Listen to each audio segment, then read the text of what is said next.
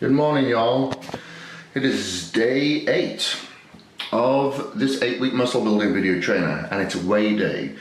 You know what that means. Every week you have to weigh yourself on the same scales, in the same place, wearing the same clothes or hardly any clothes, just to make sure that you get the accurate measurements. Body fat is also essential. You know, if you can get your body fat measured on a weekly basis so you can figure out your lean body mass, great. You know, take pictures, progress pictures every week. It's going to be very hard for you to see changes in yourself on a daily basis. Even your girlfriend, wife, other husband, other half, whatever, if they see you every day, they're not going to see that much change. That's why taking pictures is also a good indicator. Now, remember we fasted yesterday. Shouldn't make that much of a difference because you did take in the calories after your fast. So like my fast was broken at 1 o'clock and then got in my meals following because I think I crashed out. I had my last meal around 9 o'clock or something like that. I figured it out anyway. It's a 16-hour fast. So anyway, weigh day.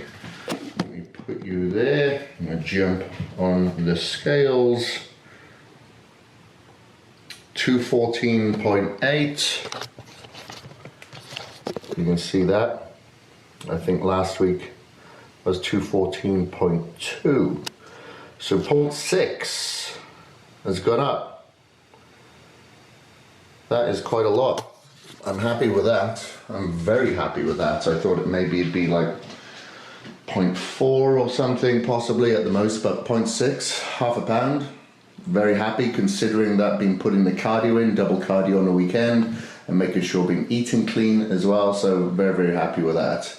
So yeah, pretty happy. So anyway, I am going to have my blood test taken now.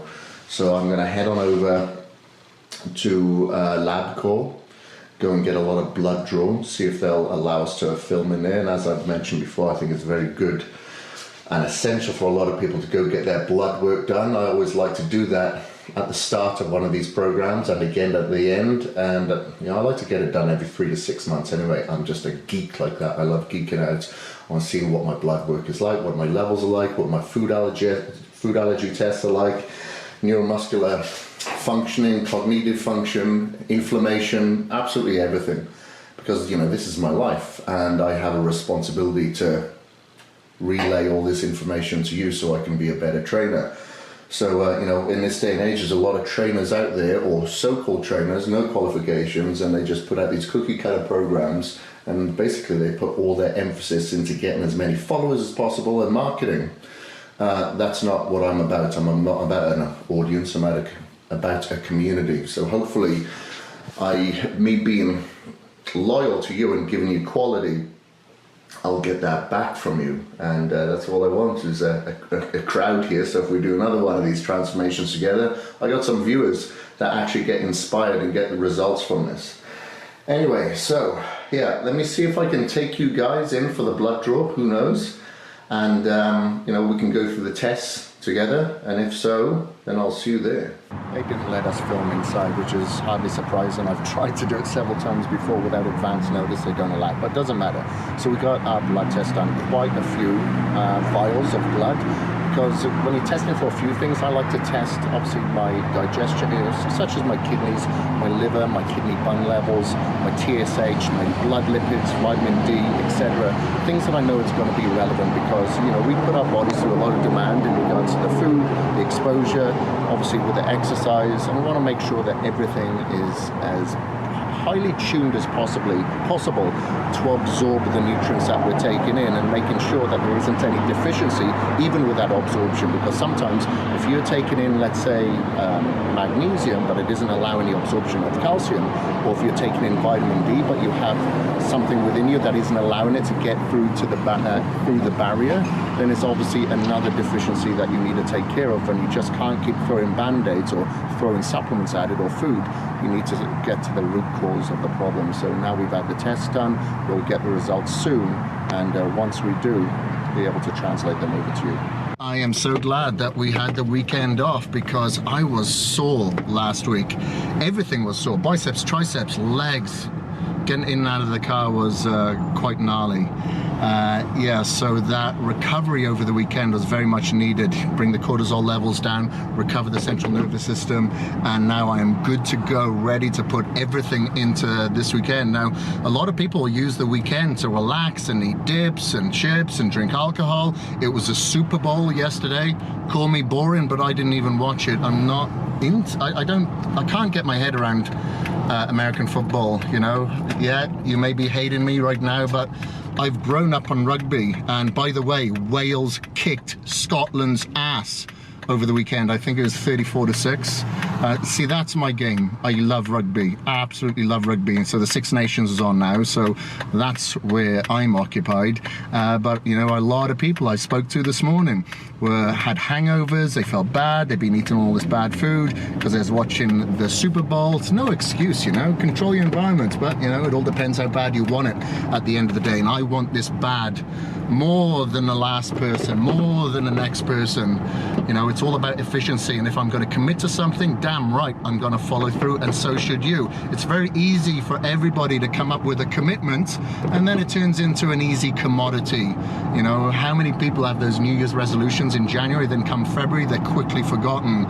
Number one, because they weren't accountable, because they weren't transparent. So make sure that you are transparent right now with all your goals. Put it online, put it within the Cage Muscle Facebook group. Let everybody know what your goals are. Put your pictures up, and you are gonna chime in every day, and you're gonna let everybody know how you did, and if you cheated, you are gonna let them know. That's even more important, because there will be a little bit of shame in it. You will feel a little bit embarrassed, but that feeling that when you were typing it and putting it out there will remind you next time what that feels like, and it'll stop you from doing it the next time. Believe me, I'm in, to a certain degree, a public eye. You know, I'm not famous by any means, but being in the public eye, knowing that wherever you go, somebody somewhere may recognize you, you're going to be that much more accountable to yourself, knowing that your sincerity is online. So put your sincerity out there and use these people online as your account buddies, because you may not have anybody in your social circle that is supportive of you. Remember, you know, there's a lot of people out there that come from villages, that grew up on farms like I did, and there was nobody around that could really inspire me to keep me accountable. Nobody. So, and I didn't have social online resources then, because I was born in the dark ages when everybody was driving around on chariots, you know. So think, you have this as your advantage. Online resources, use them to your advantage. So let's get into the gym now. As you can tell, I'm probably pumped up with pre-caged, and let's annihilate this back and get some growth on there that people will deem as unnatural. We got to do some unnatural things in the gym to get some unnatural results. So let's do this. Hopefully you had a good weekend to relax, even though it was active recovery. Remember, over the weekend, you should have done double cardio. You should have done your high intensity interval cardio in the mornings, 15 minutes, and 20 minutes, nice and easy, steady state in the evening, to keep your body active, keep the nutrients transporting around the body to assist with the recovery, okay? Don't get stressed about it, just be calm with it. And then on the Saturday, we went higher on the fats and brought those carbohydrates down. And then yesterday we fasted. It wasn't so bad, was it? If you're gonna fast for like 16 hours, it really isn't that bad. So if you have your last meal at say 8, 9 o'clock in the afternoon, 12, 1 o'clock the next day, you can eat again. And what you'll find, this is a great way to kind of detox your system, enlighten your brain to know that you do have the discipline to not eat and then eat. But more than anything, it helps cleanse the body in a way that it takes stress away from the internal digestion system that is under a lot of stress when you consider the amount of food that we have to eat to pack on weight. So it's good to take the stress away from your digestive system for a little while and then introduce those foods back in. I love doing that. And sometimes, when you get used to it, it can give you mental clarity as well that you once didn't have before. Speaking of health, this morning, very early, we had to extend our fast. You don't have to, but we did because we had our blood test done. So, we're testing obviously for our lipids, our thyroid, our testosterone, hormonal function obviously, digestive when you're talking about the kidneys and the bun levels and your liver, efficiency. So all these things I like to get tested because you never know, you could be taking a mineral and it's not getting absorbed because of another deficiency. Of course, this isn't something that you have to do, it's something that I suggest because health should be the priority, and then the muscle building will become so much easier because your body's going to thank you for it because it's an efficient machine. Speaking about efficiency and being a machine, we're going to go in, part animal, part machine, and smash back today. We got back, and we're going to be hitting soleus. This week, we got a different principle though. We're going to be hitting drop sets. Last week was rest pause, remember? This week is all going to be drop sets. Getting our body used to that lactic acid buildup and finding a point of failure again past failure. So many of us are used to doing like 8 to 12 to 15 repetitions and then stopping. It shouldn't just stop there. If you do what you've always done, you'll get what you've always got. So we're going to change it up, take our failure point into drop sets now.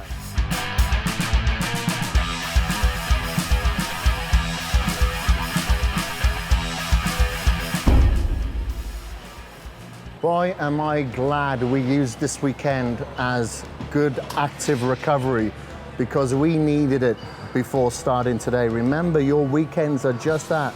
In order for you to recover, you will then get the most out of your workouts. Like so many times I've heard people say, can I train 6 days a week, 7 days a week? Believe me, you're not training hard enough if you can train 6 or 7 days a week.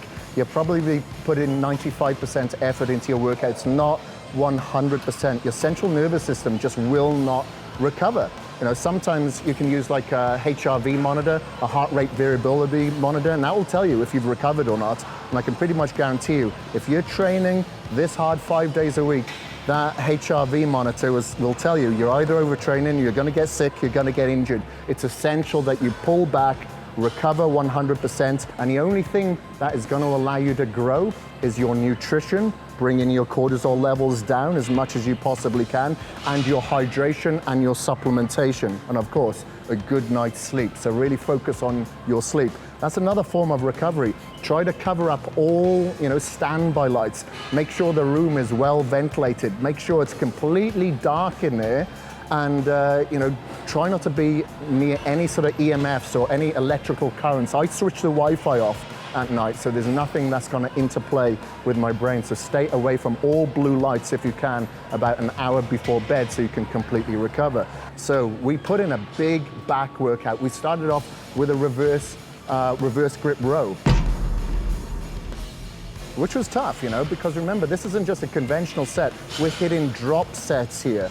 Now I'm going to do this on an easy bar. You don't have to do it on an easy bar. I just find it easier on my wrists, easier on my bicep tendon and my elbows and my shoulders. Obviously I've got an issue with my shoulders, so I need to make sure that I'm very cautious of it. We're going to do a drop set, okay, and we're going to drop twice. So I'm going to perform my normal repetitions, okay. Once I've reached failure at around 8 or 10 repetitions, I'm going to drop the weight, go slightly lighter. That will allow me to get another 5 to 8 repetitions. I'm going to use that as a guideline, and then I'm going to drop it once more to get another 5 to 8 repetitions out of that, okay? So the idea is to squeeze as hard as you can, bringing those elbows back, go to absolute failure, and then find a couple more failure points after that with the drop set to get our bodies used to that lactic acid buildup and that burn and going past failure point without a training partner to assist us. Once we've done the bent over rows, we went onto the lat pull down to really target the lats. We'd thickened them up with the reverse grip rows. Now we really wanted to get that V taper by hitting the lat pull down. Again, we did a drop set, making sure we reached failure at around 8 to 10 repetitions, and then we did a couple of drop sets of 5 reps each. Now that's a lot of time under tension when you're pulling on one of these bars or anything on back. It's a lot of repetitions that we're putting out there. So I always suggest that you use some straps, some lifting straps. Think of your hands are just hooks. Shouldn't be working your biceps. You should be bringing your shoulder blades down as far as you possibly can, sticking your chest up towards the bar, Then letting your subscapulars come up, let your shoulders come up, get a good stretch without straightening your arms, because you don't want to completely lock them out, because it'll require bicep flexion a little bit more when you're coming back down. So get a good stretch and then squeeze. Good stretch and then squeeze. And then once we had done 3 sets there in total, we went on to a very hard, heavy movement, which was the single arm row. And that is tough because, again, you're using your core, your stability muscle, plus pulling a heavy weight, plus doing drop sets. You're gonna get out of breath. So you may want about a 1.5, 2 minute rest between these sets. Remember, once you've done both arms, that is your time to rest, okay? And we did 3 sets there. So I started off with a heavy weight, reach failure, at around 8 repetitions here with, I think is 130 pounds. Then I dropped down to 110 for about 5 or 6 reps. Then I dropped it down to about 90 for about 5 or 6 reps. But remember, you choose the weight that works for you, that allows you to reach absolute failure. Once we'd done both arms there, we moved on to the last exercise, which was the cable row. Again, using a drop set principle. Now, when I'm doing all of these exercises, I'm making sure that my chest is stuck out and I'm able to completely retract my shoulder blades. If I'm completely rounded and pulling, my lats, my traps, my rhomboids are not gonna fire. But because with all of these exercises, 3 of the 4, we were really using our erector muscles, our lumbar muscles. You would usually work in an isolated movement such as a deadlift or good morning or hyperextension. But I could feel that we really worked it a lot. So we'd worked all parts of the back today. So that was it, we were done. Then we finished off with the calf muscle being the soleus that we isolated here in the seated calf press, using a drop set principle. This time, we went slightly higher on the reps. Calves, quads, hamstrings, I feel respond a little bit better with higher reps. So we did 10 repetitions to absolute failure, and then we dropped the weights that allowed us to get out another 10 repetitions, and then another 10 total. So we did 30, 60, 90 repetitions there just in the 3 sets, okay? So it was a tough one and it was a good one, but you know, I feel that I am broken down, which is in a good way. So now I am focused so much on replenishing, recovering as soon as humanly possible, because at the same time, we're gonna be back here tomorrow hitting chest, we're gonna be hitting it hard as well, and we're also gonna be hitting the lower abs as well. So now it's time to recover. I'm gonna have a scoop of Recaged. I've already got an extra scoop of creatine HCl in there. There she goes. And I'm gonna do a little bit of cardio as well. All right, this is Groundhog Day, baby. It's the same as what we always do. It's not changing. We're gonna do 4 minutes, nice and easy on here. Just get rid of the lactic acid from around the legs, the calves, the back. Shuttle that Recaged into the area, and then for 1 minute, we're just gonna go as hard as we can, okay? And then you're gonna repeat that 3 times, 50 minutes total, easy.